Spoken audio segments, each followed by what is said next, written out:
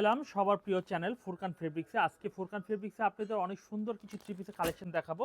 ফার্স্টে আমি যে কালেকশনগুলো আপনাদের দেখাবো, এখানে পাকিস্তানি লোন থেকে শুরু করে মার্শাল এবং পাকিস্তানি ইন্সপায়ার বুটিক্সের, এবং থাকবে আরও কম দামের মধ্যে কিন্তু সুন্দর সুন্দর ডিজাইনগুলো থাকবে।